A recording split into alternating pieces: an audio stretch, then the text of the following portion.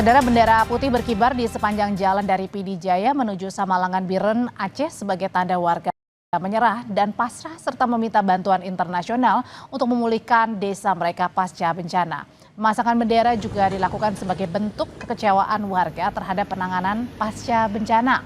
Pemasangan bendera putih dilakukan warga yang merasa pemulihan wilayah tempat tinggal mereka pasca bencana ini tak kunjung ditangani dengan maksimal, termasuk soal endapan lumpur di rumah warga yang hingga kini belum bisa dibersihkan. Pengibaran bendera putih merupakan bentuk kekecewaan terhadap pemerintah pusat yang tidak menetapkan bencana Sumatera sebagai bencana nasional dan berharap adanya bantuan internasional. Dengar-dengar, maksudnya minta tolong, udah pasrah, ya Allah siapalah hamba yang murah hati, ya kan, siapapun peduli manusia lah, nah begitu mungkin. Bukan diminta untuk bisa diakui sebagai bencana nasional untuk meringankan beban daerah. Berarti warga di sini pasrah? Pasrah. Udah nggak sanggup lagi. Dibanding sama tsunami dulu lebih banyak sekarang. Korban harta, jiwa. Karena kalau tsunami kan dulu kan cuma di daerah Banda Aceh. Kalau ini kan banyak. Dari PD Jaya, Aceh Tengah, Aceh Utara, Sementara Gubernur Aceh Muzakir Manaf bilang ia tidak mengetahui maksud masyarakat mengibarkan bendera putih. Ia juga tidak mengetahui siapa pihak yang menginisiasi aksi tersebut karena aksi pengibaran bendera putih bukan arahan dari pemerintah. Banyaknya orang mengibarkan bendera putih maksud mereka. Menggunakan bendera putih. Bendera putih Di setiap daerah, Pak.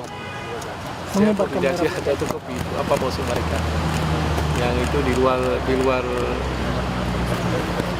luar jangkauan kita.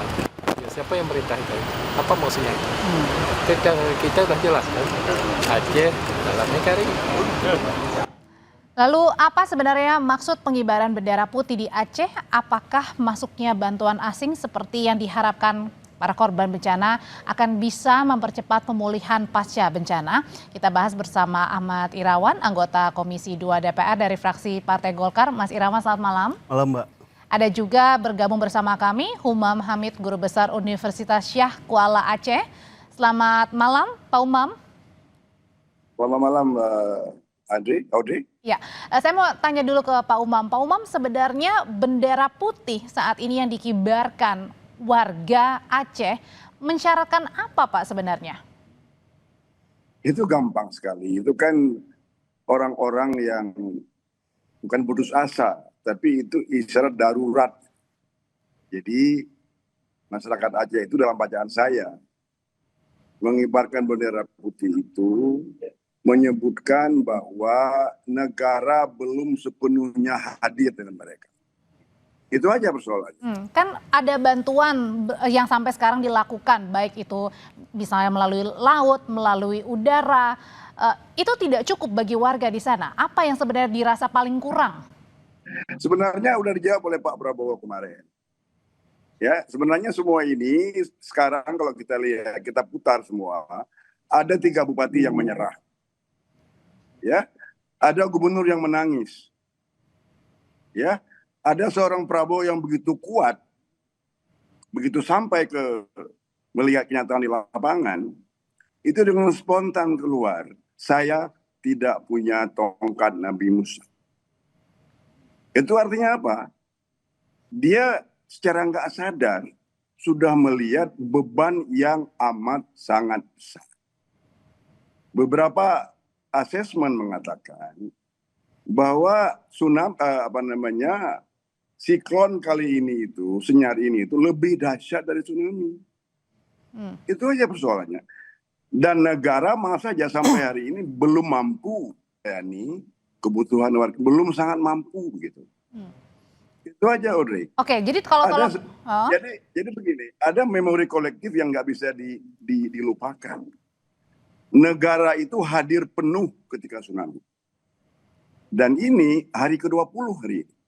Bayangkan Banda Aceh saja, ibu kota Aceh, yang tidak ada urusan dengan Senyar 25 ini, hari ini masih mati kota ini.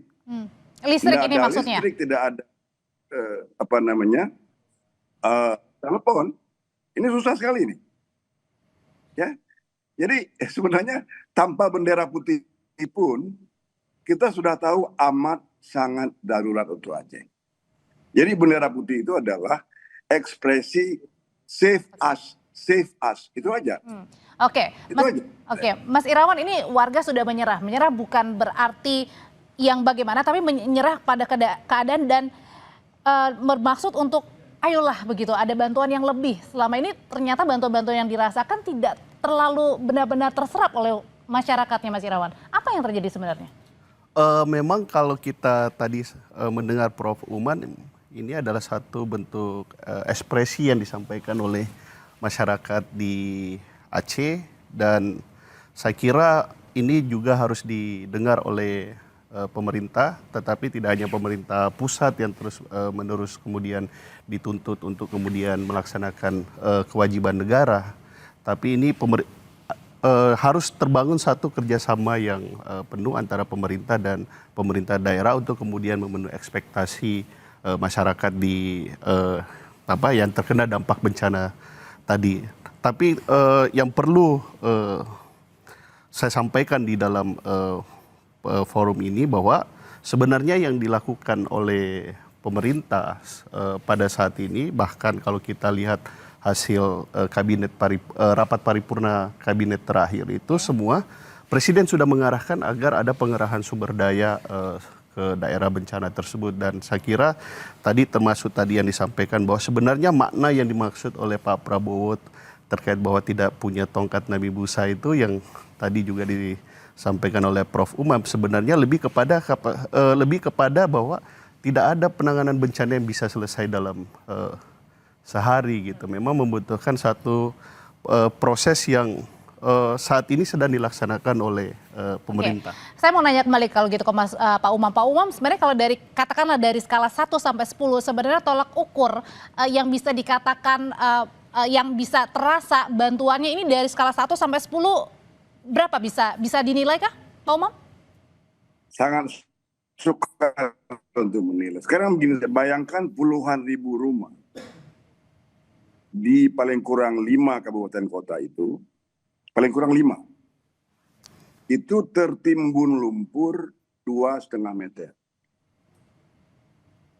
Dan sampai hari ini belum ada huntara. Ini hari ke-20. Ya, mereka jelas nggak tahu mau di mana nginapnya itu. Ada yang nginap di rumah, ada yang nginap di masjid. Ya. Kalau tenda-tenda yang dibuat pemerintah? Ada yang lapar, maaf ini, ada yang lapar ini. Okay. Belum lagi di daerah wilayah tengah, itu sangat masuk. Ketika dia berlaporan di kabinet segala macam, itu yang ada adalah kebenaran administratif. Laporan petanya bagus, jumlahnya segala macam, itu adalah kebenaran administratif, terutama dari ketua BNPB. Maaf saja, Pak. Ya. Oke. Yang kedua, ketika dia ke lapangan, itu namanya dia mendapat sebuah ground truth, kebenaran yang ada di lapangan.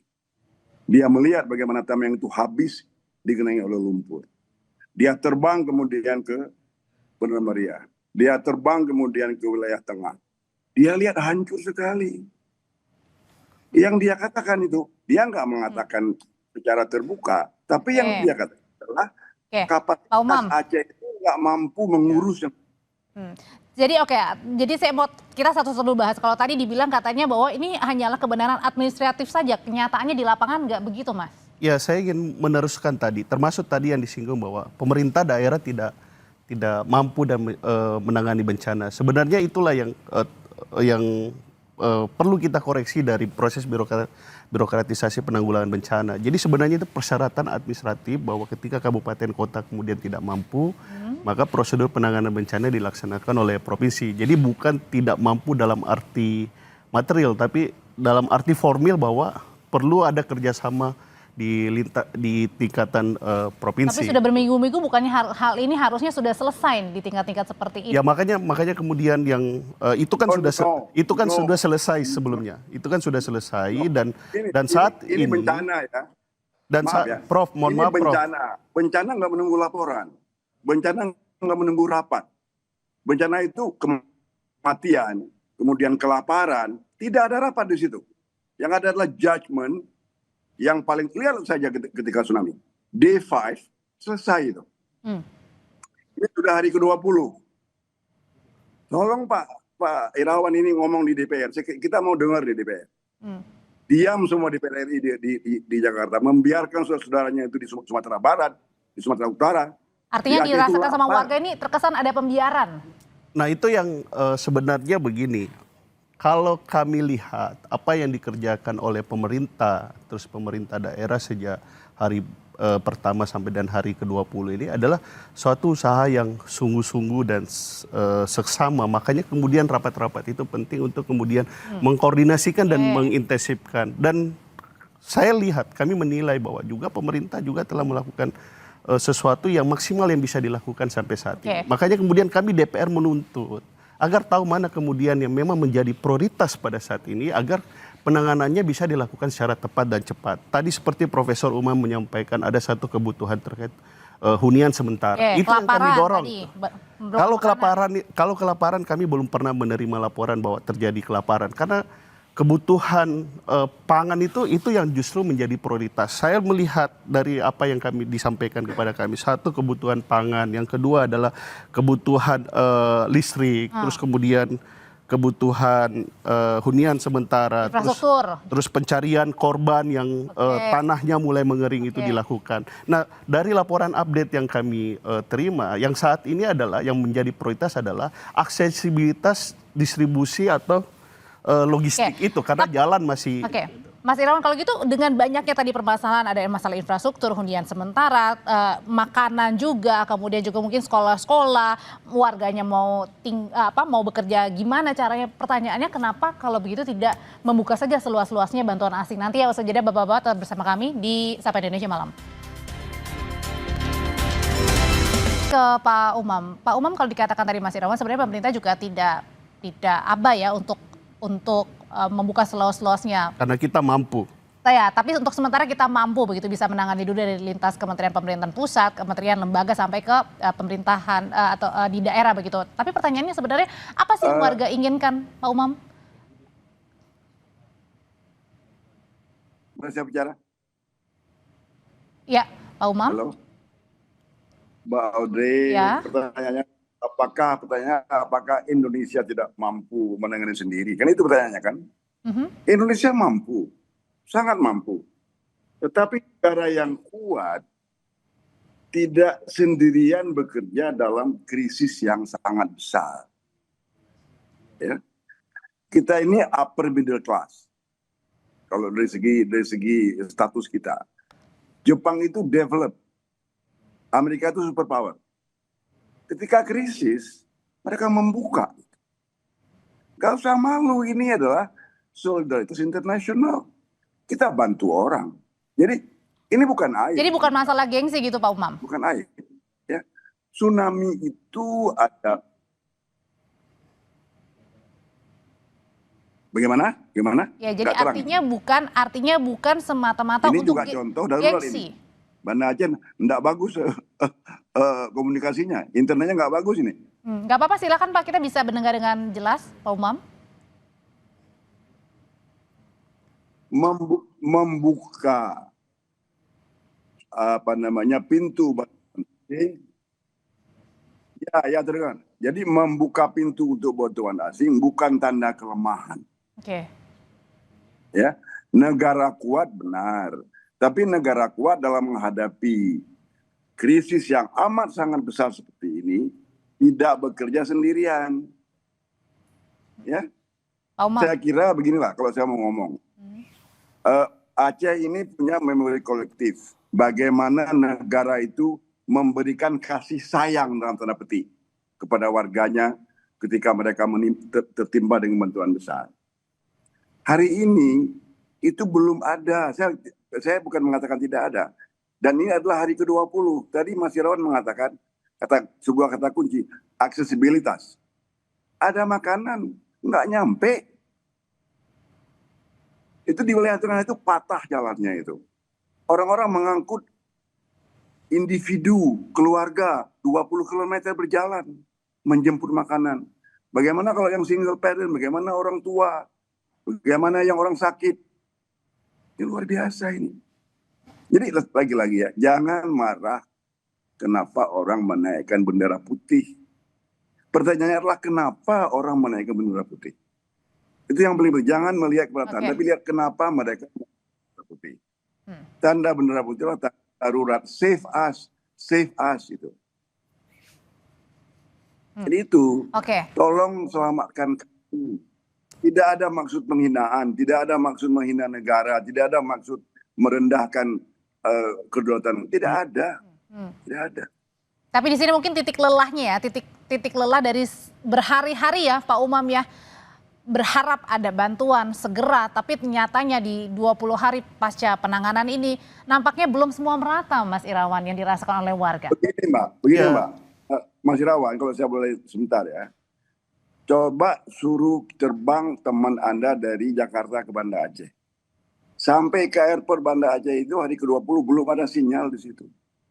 Ini ibu kota provinsi yang tidak kena musibah. Listrik tidak ada, yang merata ini kita giliran 12 jam, 10 jam, paling tinggi 15 jam. Yang hidup hanya di pendopo, kantor gubernur pun ya mereka punya sendiri, tapi masyarakat nggak bisa. Dalam era yang seperti ini, menurut saya, orang pun harus merubah ini. Definisi negara gagal itu masih dirubah. Jangan-jangan kita gagal ini kalau menurut sekarang ini definisinya. Oke, Pak Umam, skemanya sudah tangkap. Kalau gitu pertanyaannya Mas Irawan, gimana caranya meyakinkan para korban banjir ini? Jadi pernyataan-pernyataan ini bukan hanya sekedar ucapan, tapi benar-benar realita dan semuanya terasa. Tadi seperti Pak Umam bilang, kasih sayangnya itu sangat terasa sekali ke semua lapisan. Iya, negara dan pemerintah sangat memahami apa yang kemudian dirasakan oleh masyarakat di Aceh, Sumbar, dan Sumatera Utara saat ini. Makanya kemudian di rapat kabinet paripurna terakhir yang kami juga saksikan, semua sumber daya negara, sumber daya pemerintah pada saat ini diarahkan untuk kemudian melaksanakan tanggap darurat dan tahapan rehabilitasi di sana. Makanya kemudian saya termasuk meyakini bahwa adanya bendera putih yang ada di PD Jaya atau di sepanjang jalan tersebut tidak membuat negara merasa lebih rendah atau tersinggung dengan keadaan tersebut. Oleh karena itu bahwa kami DPR mendorong agar kemudian titik-titik yang memang ada pengibaran bendera putih tersebut sebagai satu ekspresi bahwa ada harapan untuk kemudian mendapatkan intervensi pemerintah atau kebutuhan pokok yang harus dipenuhi oleh pemerintah untuk kemudian segera mencari titik-titik lokasi tersebut agar kemudian memang negara atau rakyat merasakan peran serta negara atau pemerintah dalam menanggulangi bencana dan memenuhi harapannya untuk kemudian mendapatkan pertolongan terkait dengan kebutuhan pokok tersebut. Oke, kalau gitu Pak Umam, apa yang diinginkan? Percepatan apa yang kini diinginkan dari semuanya atau ada yang lebih spesifik lagi ini biar didengarkan sama Mas Irawan dan bagi menteri-menteri yang saat ini menonton? Nanti kami sampaikan. Ya. Begini Mas Irawan, tolong Anda tanya ke kabinet ya. Ya. Ini perpanjangan 2 minggu kedua. Apa artinya itu? Apakah itu lelah birokrasi? Apakah itu kompleksnya masalah? Masa darurat itu nggak terlalu panjang sebenarnya. Jadi ini kita lihat ini bahwa negara sudah mengakui sangat kompleks masalahnya. Jadi kita nggak usah ngomong lagi ini masalah bendera putih. Negara sudah mengakui kok. Diperpanjang masa darurat untuk 2 minggu kedua. 2 minggu pertama ini. Setelah 2 minggu pertama ini akan ada 2 minggu kedua. Mudah-mudahan nggak ada 2 minggu ketiga. Jadi nggak usah pakai indikator ilmiah Profesor Doktor ini. Akal sehat sajalah. Ya. Nggak usah tanya ke ahli kebencanaan. Nggak usah. Lihat 2 minggu kedua. Ya. Jadi nggak usah tanya lagi. Isunya bukan lagi bendera putih, Mbak. Ya. Isu kedua adalah Banda Aceh ini lumpuh sebagai ibu kota yang melayani 18 kabupaten kota yang kena. Dan Banda Aceh alhamdulillah nggak ada apa-apanya. Kok Banda Aceh kemudian ada musibah begitu? Oke. Banda Aceh nggak ada listrik sampai hari ini dan nggak jelas sampai kapan siap. Jadi ini artinya yang diharapkan ingin semuanya cepat ya Pak, termasuk jadi aliran listrik ya. Tolong nanti cari ahlinya ya. Lihat kembali apa definisi negara gagal ya. Coba lihat nanti. Ya, saya tidak mengatakan ini sudah gagal, mungkin masih direvisi ini. Oke. Dalam abad ke-21, beda definisi negara gagal dengan abad ke-20. Ketika digital, ketika energi, itu lebih banyak tidak ada pangan Oke. daripada tidak ada komunikasi. Oke, yang kita tangkap di sini adalah percepatan, Mas Irawan. Harus disampaikan segera ya, Mas Irawan ya. Pasti, Mau Mas pasti, Irawan, teman-teman pasti DPR bahwa itu tanya ke kabinet apa mereka tidur itu, apa mereka Singkat Mas Irawan, memberikan silakan menjawab. laporan yang tidak benar kepada presiden. Oke, baik, Ya. singkat aja Mas Irawan. tentu ini akan terus kita dorong pemerintah untuk terus bekerja keras untuk dalam rangka memenuhi Keras dan cepat ya Mas ya. harapan publik. Tentu harus cepat dan tepat dan prioritas, dan saya kira perlu tadi diklarifikasi dari Prof, kita jauh dari kata negara gagal karena sampai saat ini pemerintah sedang bekerja, kementerian, lembaga pemerintah daerah sedang bersungguh-sungguh untuk bekerja di lapangan. Mas Irawan terima kasih, Ya, Pak Umam terima kasih. terima kasih. Selamat malam Bapak-bapak Kalau semua. saya boleh katakan, saya tidak mengatakan negara gagal. Oke, Tapi baik. ini dengan kejadian ini kita mesti melihat kembali apa definisi negara gagal. Oke, Dalam konteks abad ke-21. baik. Terima kasih Terima kasih Prof. Pak Umam. Terima kasih Mas Irawan. Tolong Prof. ya. Ya Prof. Semua Anda senang.